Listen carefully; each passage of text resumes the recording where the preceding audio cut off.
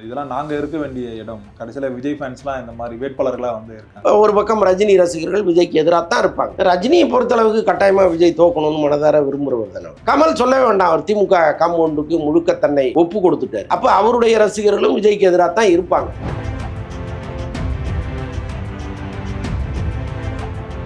சாட்டை துரைமுருகன் கூட வந்து சொல்லியிருந்தார், அவர் எந்த தொகுதியில போட்டிட்டாலும் அவரை எதிர்த்து நான் வந்து போட்டிடுவேன்னு சொல்லிட்டு. இப்ப விஜய் வந்து களத்துல இருக்காரு, சாட்டை துரைமுருகனை வந்து ஆளை காணோம். வெறும் சவால் விடுவாங்கங்க, கூட்டத்துல கத்துறது தானே.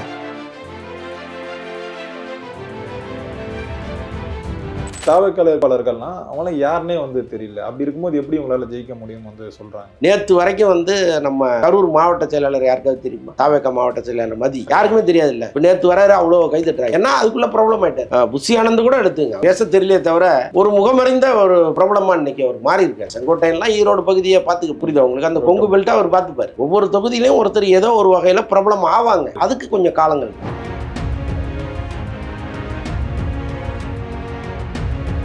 விஜய் வந்து இந்த தேர்தலில் வந்து போட்டியிட மாட்டார். இப்போ 1க்கு 2 தொகுதியில வந்து அது மட்டுமா சொன்னாங்க, அவர் ஆஸ்திரேலியாவில் போய் செட்டில் ஆக போறாரு, இந்த தேர்தலையே தாவேக்கா புறக்கணிக்க போகுது அப்படிலாம் சொன்னாங்க. அதான் பல பேர் இங்க உட்காந்து நம்ம சொன்னா அது நடந்துரும்னு நினைச்சு எப்படி ஒரு பொய்யை சொல்ல முடியுதுன்னு தெரியல. நாம முடிஞ்ச அளவுக்கு விஜயை டிஸ்டர்ப் பண்ணுவோம்னு நினைக்கிறதுல என்ன தவறு? அது இயல்பு தானே, மனித இயல்பு தானே. அதையெல்லாம் மீறி விஜய் எப்படி ஜெயிக்கிறாருங்கிறது தான் இங்க கேள்வியா இருக்கு.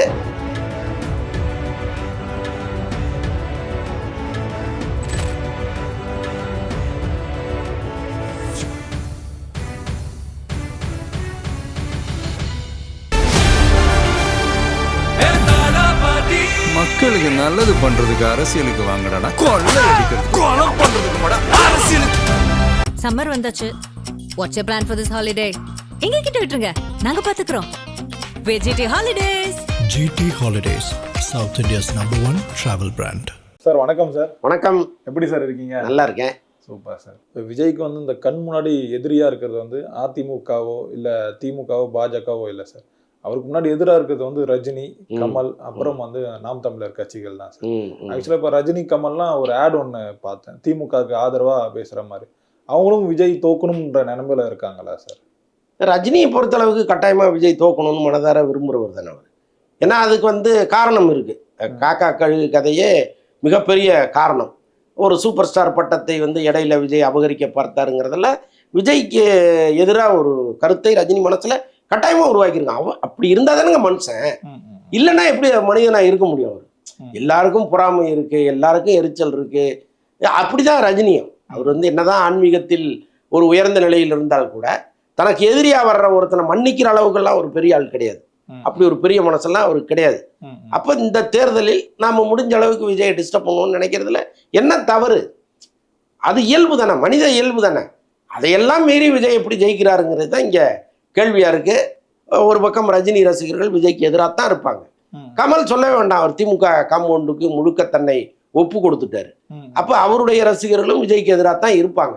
இதெல்லாம் ஒரு பெரிய விஷயம் கிடையாது. அதெல்லாம் தெரிஞ்சுதானே விஜய அரசியலுக்கு வந்திருக்காரு. ஆனா இப்போ ரஜினி ஃபேன்ஸ் நிறைய பேர் இந்த ட்வீட் பண்றது நம்மளால பார்க்க முடியுது. இதெல்லாம் நாங்க இருக்க வேண்டிய இடம். கடைசியில விஜய் ஃபேன்ஸ்லாம் இந்த மாதிரி வேட்பாளர்களா வந்து இருக்காங்க.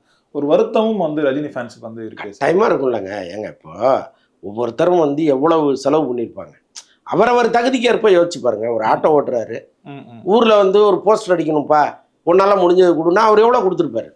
அப்ப யோசிச்சு பாருங்க, ஒரு மளிகை கடை வச்சிருக்கிறவர், ஒரு ஆட்டோ ஓட்டுறவர், சாதாரண ஒரு கேஸ் ஸ்டவ் சப்ளை பண்றவர், இது மாதிரி பல்வேறு தரப்புல அவங்கவுங்க வந்து ரஜினியின் மீது இருக்கிற அன்பின் காரணமா அவரு வந்து தேர்தலுக்கு வரணுங்கிற ஆசையில செலவு பண்ணவங்க இருக்காங்க. அதையெல்லாம் தாண்டி ரஜினி வந்துட்டாருன்னா அந்த நாடு சுபிச்சமா இருக்கும்னு நினைச்சவங்க நிறைய பேர் இருக்காங்கல்ல ரஜினி ரசிகர்கள். இப்ப அவங்களுக்கெல்லாம் கிடைக்காத ஒரு வாய்ப்பு இன்னைக்கு விஜய் ரசிகர்களுக்கு கிடைச்சிருக்குல்ல, அதை விஜய் கொடுத்துட்டாருல்ல. அப்போ வந்து ஒரு புறம் பொறாமையா பார்ப்பாங்க, இன்னொரு புறம் பெருமையா பார்க்குறவங்களும் கொஞ்சம் பேர் இருக்காங்க.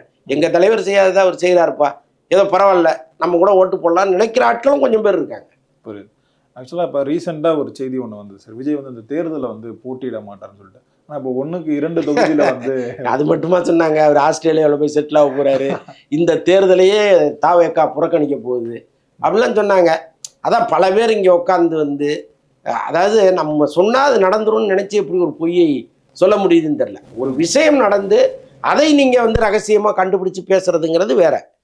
அது ஒருவேளை நடக்கலாம், நடக்காமலும் போல. ஆனால் நடக்கவே நடக்காதுங்கிற ஒரு விஷயத்த நீங்க எப்படி நடக்கும் போல பேசுறது?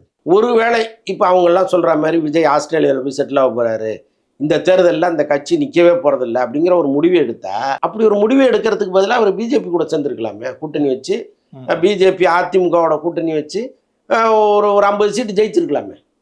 ஒன்றுமே இல்லாமல் போகிறதுக்கு ஒரு 50 சீட்டு ஜெயிக்கிறது பெருசு இல்லையா? அதையும் அவர் செய்யல. அப்போ இவங்க வந்து உட்காந்துக்கிட்டே எதையாவது ஒன்று ஒரு ஊத்தப்பத்தை ஊற்றி 10 பேர் கொடுத்துடலாம்னு நினைக்கிறாங்க, அவ்வளோதான், வேற ஒன்றும் இல்லை.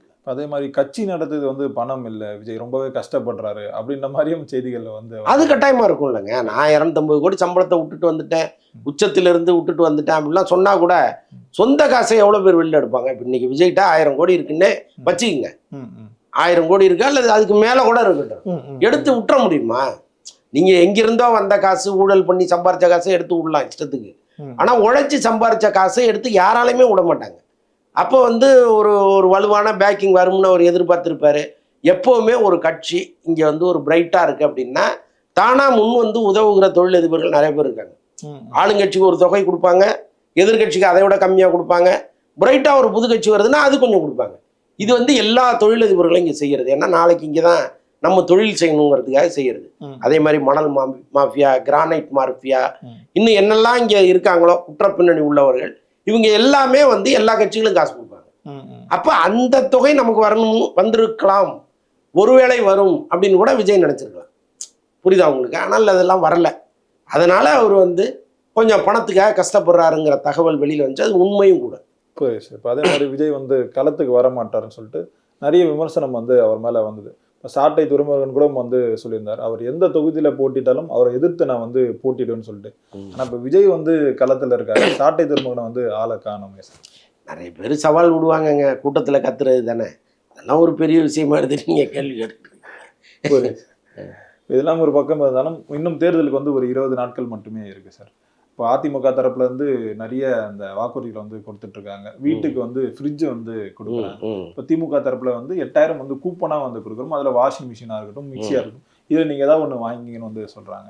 இப்போ இதெல்லாம் தாண்டி தவக்காவில் வந்து ஜெயிக்க முடியும்னு நினைக்கிறீங்களா சார்? அதை தான் அவர் சொல்றாரு, யார் என்ன கொடுத்தாலும் வாங்கிங்க, ஓட்டை எனக்கு போடுங்க, யார் எவ்வளோ கொடுத்தாலும் வாங்கிங்கன்னு தான் அவர் பேசுறாரு.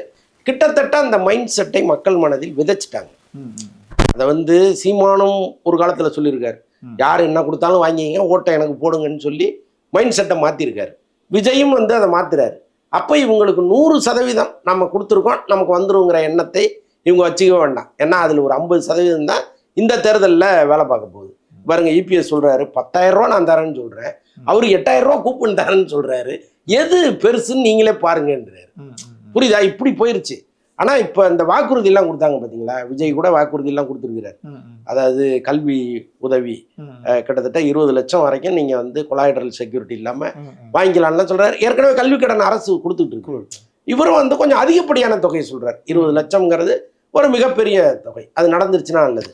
இப்போ இந்த திமுகவும் அதிமுகவும் அறிவித்த இது இருக்கு இல்லையா, சலுகைகள், இதெல்லாம் நிஜமாவே அவங்க கொடுத்துட்டாங்கன்னா எவனும் வேலைக்கு போகணும். காலையிலே எழுந்துச்சு பல்ல விளக்கிட்டு சோத்தை தின்னுட்டு அப்படியே உட்காந்து டிவி பார்த்துட்டு இருக்கான். மக்களை வந்து அரசு பார்த்துக்கும். அப்படிப்பட்ட சலுகைகள் தான் ஒன்று அதெல்லாம் நடக்குமான்னு பாருங்க. ஒரு நாடே ஸ்தம்பிச்சு போயிடும், யாரும் வேலைக்கு போக மாட்டாங்க. அப்படி ஒரு வாக்குறுதிகள் தான் இதெல்லாம். ஏற்கனவே வந்து தமிழ்நாடு வந்து கடனில் மூழ்கி இருக்குன்னு சொல்லிட்டு விமர்சனம் வந்து வந்துகிட்டே இருக்கும் சார். இந்த திட்டங்கள்லாம் இன்னும் பண்ணும்போது இன்னும் தமிழ்நாடு வந்து கடனில் தான் போகுமே தவிர அதெல்லாம் அந்த திரும்ப வர்றதுக்கான வாய்ப்புகள் இல்லை வந்து சொல்கிறாங்க. பற்றாத குறைக்கு விஜயும் வந்து இந்த வாக்குறுதிகள் வந்து சொல்கிறாரு, இதுவும் இன்னும் கடனை தான் போகும் வந்து சொல்கிறாங்க. இல்லை, கொஞ்சம் வாக்குறுதி தான் கொடுத்துருக்கிறாரு, இன்னும் மிச்சமெல்லாம் வருதுன்னு சொல்கிறாரு. அவர் இதை விட பெரிய சவால்கள் நிறைந்த வாக்குறுதிகள் ஏதாவது கொடுப்பாரா என்னன்னு நமக்கு தெரியல. ஏன்னா இப்போ இது எல்லாமே சவால் தான். நாளைக்கு எந்த கட்சி ஆட்சிக்கு வருதோ அவங்களுக்கு மிகப்பெரிய நெருக்கடியை இந்த சலுகைகள்லாம் ஏற்படுத்தும். கொடுத்துட்டாங்கன்னா கொடுக்குறாங்களாங்கிறத பார்ப்போம். ஏன்னா இப்போ மகளிருக்கான உதவித்தொகை சொன்னாங்க, மகளிர் தொகை, அது வந்து எப்போ கொடுக்க ஆரம்பிச்சாங்க, 4 வருஷம் இருந்துட்டு 5ஆவது வருஷத்துலேருந்து தான் கொடுக்க ஆரம்பிச்சாங்க. அது மாதிரி ஒன்று ஆரம்பிப்பாங்க. எப்போன்னா கடைசி 5ஆவது வருஷத்துல அதை ஆரம்பிப்பாங்க. நாங்கள் சொன்னோம்ல, அது வருது பாரும்பாங்க. ஸோ அதனால் எடுப்புலேயே வந்து யாரும் கொடுக்க போகிறது இல்லை. அப்போ வந்து என்னென்ன சப்பு கட்டுறாங்கிறத நம்ம பார்ப்போம். புரியுதுப்பா. அதே மாதிரி அதிமுகவில் இருக்க வேட்பாளர்கள்லாம் ரொம்ப ஸ்ட்ராங்காக இருக்காங்க, திமுக வேட்பாளர்கள்லாம் ஸ்ட்ராங்காக இருக்காங்க, தவக்கால இருக்க வேட்பாளர்கள்லாம் அவங்களாம் யாருன்னே வந்து தெரியல. அப்படி இருக்கும்போது எப்படி உங்களால் ஜெயிக்க முடியும் வந்து சொல்கிறாங்க. அதுதான் சொல்கிறாரு, எல்லா இடத்துலையுமே விஜய் தான் நிற்கிறாரு, ஓகே. நான் நிற்கிறதா நினச்சி ஓட்டு போடுங்க இன்னைக்கு சொல்லியிருக்காரு. நான் நிற்கிறதா நினச்சி ஓட்டு போடுங்க அப்படின்னு சொல்லியிருக்கிறாரு. அது எந்த அளவுக்கு ஒர்க் அவுட் ஆகுதுன்னு பார்க்க தானே போகிறோம். அப்போ எடுத்தோடனே ஒருத்தர் வந்து ப்ராப்ளம் ஆயிட முடியாது. இன்னைக்கு இருக்கிற சூப்பர் ஸ்டார் ரஜினி கூட ஒரு காலத்தில் புதுமுகமாக நடிக்க வந்தவர் தானே. அன்னைக்கு யார் அந்த பையன் அப்படின்னு கேட்டவங்க தானே இன்னைக்கு சூப்பர் ஸ்டார்னு சொல்கிறாங்க. அப்போ முதல் தேர்தலே எல்லாருக்கும் தெரிஞ்சவரா ஆகணுங்கிற அவசியம் இல்லை. இப்போ நேற்று வரைக்கும் வந்து நம்ம கரூர் மாவட்ட செயலாளர் யாருக்காவது தெரியுமா? தாவேக்கா மாவட்ட செயலாளர் மதி யாருக்குமே தெரியாது இல்லை. இப்போ நேற்று வராரு அவ்வளோ கை தட்டுறாங்க. ஏன்னா அதுக்குள்ளே ப்ராப்ளம் ஆயிட்டார். கரூர் சம்பவத்தில் ஒரு 4 முறை என்கொயரி கூப்பிட்டோன்னா அவர் ப்ராப்ளம் ஆயிட்டார். புரியுதா உங்களுக்கு? அந்த மாதிரி ஒவ்வொரு தொகுதியிலையும் ஒருத்தர் ஏதோ ஒரு வகையில் ப்ராப்ளம் ஆவாங்க. அதுக்கு கொஞ்சம் காலங்கள் பிடிக்கும். இப்போ அதே மாதிரி இந்த வேட்பாளர்கள் பட்டியல வந்து ஒரு பக்கம் வந்து பாசிட்டிவாக வந்து சொல்கிறாங்க சார். இப்போ விஜய் வந்து அவர் கூட இருந்த ஆட்கள் எல்லாம் வந்து எம்எல்ஏ கேண்டிடேட்டாக நிற்க வச்சிருக்காரு. இந்த மாவட்ட செயலாளர்களாக இருக்கும் அவங்க எல்லாருமே வந்து வெல்த்தியாக இருக்காங்க, இந்த வேட்பாளராக போட்டிருக்காங்க. இன்னொன்று வந்து இந்த மாற்று கட்சியிலேருந்து வந்த ஆட்கள் இருக்காங்களே சார், அவங்களுக்குலாம் வந்து வாய்ப்பு வந்து கொடுது. இப்போ கட்சிக்காகவே உழைச்சவங்களாம் இருப்பாங்களே, அவங்கள வந்து விஜய் வந்து ஏமாத்திட்டாரு, ஒரு சில துரோகங்கள் வந்து பண்ணிட்டாரு அப்படின்ற மாதிரியான விமர்சனம் இல்லைங்க. அதாவது ஒரு மிகப்பெரிய விஷயத்தை முன்னெடுக்கும் போது அங்கங்கே சில பிரச்சனைகள் வரத்தான் செய்யும். அதை முடிஞ்ச அளவுக்கு அவங்க தவிர்க்கணும். இப்போ தூத்துக்குடி அவங்க அஜிதா பிரச்சனை எல்லாம் வந்து விஜய் நினைச்சிருந்தா தவிர்த்திருக்கலாம். சம்மந்தமே இல்லாமல் இங்கேருந்து ஒருத்தரை கொண்டு போய் போடுறதுங்கிறது ஏற்றுக்கொள்ள முடியாத ஒரு விஷயம். இன்னொன்று, விஜய் நம்மளை காப்பாற்றுவாருங்கிற நம்பிக்கையில தானே அவங்க 5 வருஷமா செலவு பண்ணிட்டு இருக்காங்க. இப்போ அவங்களுக்கு பணத்தை நீங்கள் திருப்பி கொடுக்க போறீங்களா? இல்லை. அப்போ இவ்வளவு நாள் அவங்க உழைத்த உழைப்பும் அந்த பணமும் யார் கொடுப்பாங்க திருப்பி? அப்போ அந்த கேள்விகள்லாம் இருக்குல்ல. அப்படி நீங்கள் ஒரேடியாக ஒருத்தரை புறக்கணிச்சிட முடியாது. அதே நேரத்தில் இப்போ நம்மளை நம்பி நம்ம கட்சிக்கு வர்ற மாற்று கட்சியினருக்கு நீங்கள் அப்படி ஒரு வாய்ப்பை கொடுத்தாதான் நாளைக்கு இன்னும் 10 பேர் வருவாங்க. நீங்கள் அந்த சலுகையும் செஞ்சு தான் ஆகணும். திமுகவில் இருக்கிற மிக முக்கியமான அமைச்சர்கள் எல்லாருமே அதிமுகவில் இருந்து வந்தவங்க தானே. திமுக அமைச்சர்களுக்கே அதில் ஒரு பெரிய வருத்தம் இருக்கு. என்னடா நேற்று வந்தவங்களுக்குலாம் இவ்வளோ பெரிய இம்பார்ட்டன்ஸ் கொடுக்குறாரு தலைவர்னு. ஸோ அதனால அது தவிர்க்க முடியாது. அதே நேரத்தில் கட்சிக்காக நீண்ட காலம் உழைத்தவர்களையும் ஒரு கைவிட்டக்கூடாது. பல இடங்களில் அவர் வந்து கட்சிக்காக உழைத்தவர்களுக்கு வாய்ப்பு கொடுத்துருக்கிறார். அது வந்து பெரிய பணக்காரனாக இருக்கணும், 10 கோடி செலவு பண்ணணும் அப்படிலாம் நினைக்காம ரொம்ப ரொம்ப சாதாரணமான ஆட்களுக்கெல்லாம் கொடுத்துருக்காரு. அதை நம்ம பார்த்தோம் கண்ணுதல். இல்லை சார், அப்படி இருந்துமே வந்து இப்போ ஒரு சிலர் வந்து அந்த சண்டைகள் போடுறதையும் நம்மளால பார்க்க முடியுது சார். இப்போ தாவேக்கால இருக்க அந்த பேனர்லாம் அவங்களே கிழிச்சு கொளுத்துறதெல்லாம் நம்மளால பார்க்க முடியுது. அதுக்காக கேட்குறோம். இல்லைங்க, எல்லா கட்சியிலையும் இருக்குது. இப்போ பாருங்க, திமுகவில் வந்து தாம்பரம் எம்எல்ஏ SR ராஜாவுக்கு கொடுக்கல, இந்த முறை வாய்ப்பு கொடுக்கல. எவ்வளோ பெரிய பிரச்சனையாக மாறிச்சு. தொகுதியிலேருந்து எவ்வளோ பேர் வந்து டிஆர் பாலுக்கிட்ட அவ்வளோ சண்டை போடுறாங்க. அப்போ எல்லா கட்சியிலையும் இது இருக்குது. தாவேக்காவில் இருக்கிறதுனால நம்ம கண்ணை உறுத்துது. அது திமுகவில் நடந்தால் நம்ம அமைதியாக கடந்து போயிடுறோம், அதிமுகவில் நடந்தால் கடந்து போயிடுறோம். அப்படி இருக்கக்கூடாது. இல்லை, எல்லா கட்சியிலையும் உட்கட்சி பிரச்சனை இருக்கு. விஜய் வந்து சில இடங்களில் தவிர்க்கணும்னு நான் சொல்கிறேன். இப்போ அஜிதா பிரச்சனையில் ஏன் நம்ம திரும்ப திரும்ப சொல்கிறோம்னா, அந்த பொண்ணு ஒர்க் பண்ணுறதெல்லாம் நம்ம காணொலி மூலமாக தொடர்ந்து பார்த்துக்கிட்டு இருக்கோம். இப்போ காரைக்குடியில் பிரபுன்னு ஒருத்தர் ஒரு 4 வருஷமா மக்களை தொடர்ந்து சந்திக்கிறாரு, கை காசு செலவு பண்ணிட்டு இருக்காரு. இப்போ அவரு கொடுக்கலன்னா அங்கே வெற்றி வாய்ப்பு கேள்விக்குறியா மாறும். அப்போ அவரு கொடுக்கலன்னா நம்மள மாதிரி ஆட்கள் ஃபாலோ பண்றவங்க கேட்போம், என்னங்க ஒரு இத்தனை வருஷமா உங்களுக்கு ஒர்க் பண்ணிருக்கிற, அவர் கொடுத்தா என்ன அப்படின்னு கேட்போம்ல. ஸோ அந்த மாதிரி தான் அதை கேட்குறமே தவிர 234 தொகுதியிலையும் தலையிட்டு நம்ம கேட்க வேண்டிய அவசியம் நமக்கு இல்லை. ஏன்னா நம்ம அந்த கட்சி என்ன பண்ணுதுங்கிறது நம்ம எதுக்கு போய் கேட்க முடியும். ஆனால் இப்படி பார்வையில் படும் பொழுது இவங்கெல்லாம் உழைக்கிறவங்க, இவங்களுக்கு இதை செய்யலேங்கிற ஒரு எண்ணம் நமக்கு வருது. அந்த மாதிரி தான் அது. இல்லை சார், மற்ற கட்சிகள்லாம் இந்த தேர்தல் பரப்புரைக்கு போகும்போது இப்போ முதல்வர் ஸ்டாலினாக இருக்கட்டும், இப்போ இபிஎஸ்ஸாக இருக்கட்டும், அந்த 2ஆம் கட்ட தலைவர்கள்லாம் அந்த ஓட்டு கேட்டு போவாங்க சார். ஆனால் இப்போ எல்லா தொகுதியிலும் வந்து விஜயால போக முடியுமா? அந்த 2ஆம் கட்ட தலைவர்கள்லாம் தாவேக்கால இல்லாத ஒரு நிலை தானே சார் இருக்கு. இல்லைங்க, இப்போ முகம் தெரிந்தவர்கள் ஆகிட்டாங்க. இப்போ ஆதவர்ஜுனா ஆகட்டும், அருண்ராஜ் ஆகட்டும், புஷி ஆனந்த் கூட எடுத்துங்க. அவர் பேச தெரியலையே தவிர ஒரு முகமறிந்த ஒரு பிரபலமா இன்னைக்கு அவர் மாறி இருக்காரு. எல்லா ஊர்லயும் அப்படி கையை காட்டி கும்பிட்டு தான் இருக்காரு, இவர் தான் வேட்பாளர் போடுங்கன்னு சொல்லிட்டு போனாலே அது ஒரு பெரிய விளைவை ஏற்படுத்தும். ஸோ அதனால வந்து 2ஆம் கட்ட தலைவர்கள் ஒரே அடியா இல்லைன்னு நம்ம சொல்லிட முடியாது. இப்போ செங்கோட்டையெல்லாம் ஈரோடு பகுதியை பார்த்துக்க போறாரு, புரியுதா உங்களுக்கு? அந்த கொங்கு பெல்ட்டா அவர் பார்த்துப்பாரு. அப்ப அந்த மாதிரி வந்து உருவாயிட்டு இருக்காங்க, இப்பதான் உருவாயிட்டு இருக்காங்க. ஆக்சுவலா பொறுத்திருந்து பார்ப்போம் சார். நம்ம தேர்தல் கொஞ்ச நாட்கள் தான் இருக்கு. நேரம் கொடுத்ததுக்கு ரொம்ப நன்றிகள். நன்றி.